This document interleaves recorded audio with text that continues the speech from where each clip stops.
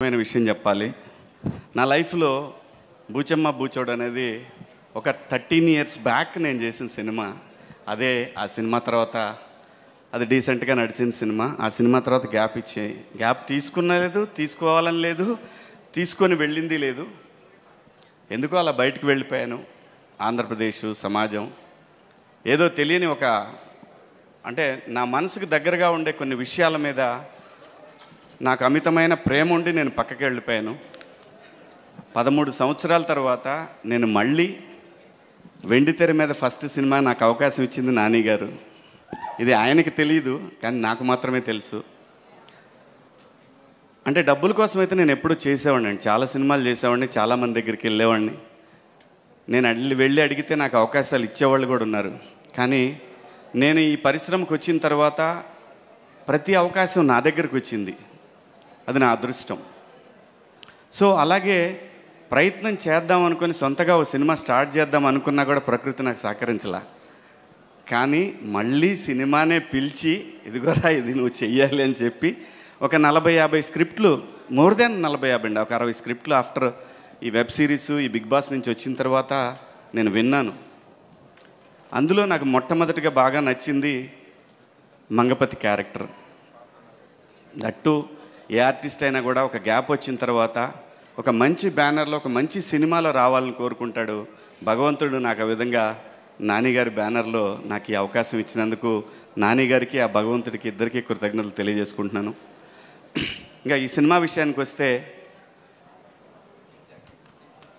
ప్రపంచంలో ఏ సినిమా ఆడినా, అందులో తెలుగు సినిమా ఏది ఆడినా కూడా మీరు పాన్ ఇండియా లేదంటే బాహుబలి 1, 2, పుష్ప, ఎదర్ దసరా ఆర్ నాని గారి ఎనీ ఫిలిం, బ్లాక్ బస్టర్ అయిన ఏ సినిమాలో అయినా కామన్గా ఉండే ఒకే పాయింట్ ఎమోషన్,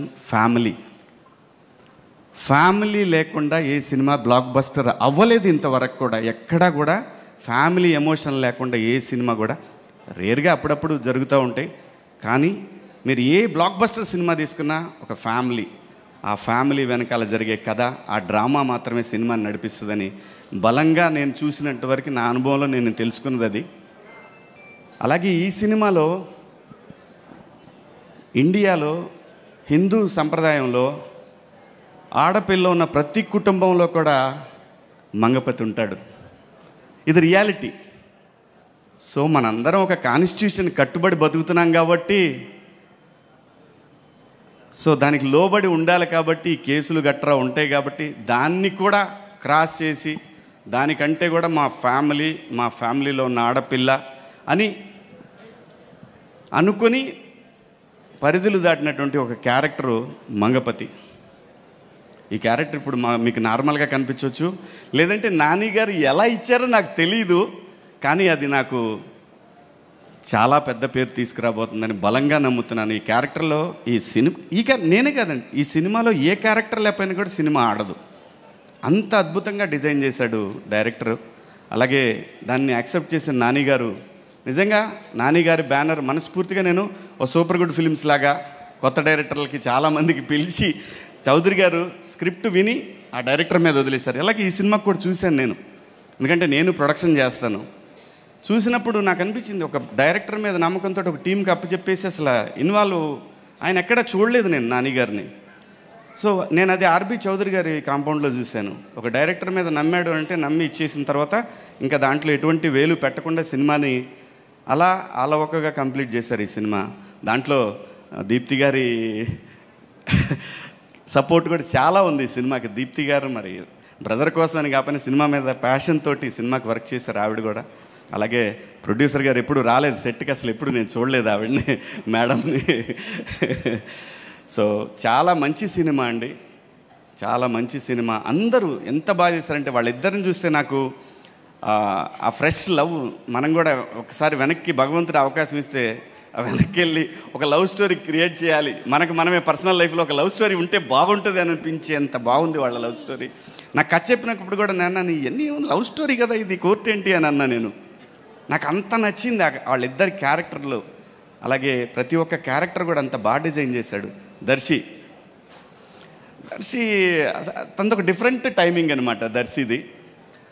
ఎంటరా తను స్లోగా చేస్తాడు అంటే మాట్లాడడం అంటే స్క్రీన్ మీద చూసినా నాకు అర్థమైంది. ఓకే, తనదొక స్టైల్ చాలా బాగుంది. అందరూ ప్రతి ఒక్క పాత్రని అద్భుతంగా చేశారు.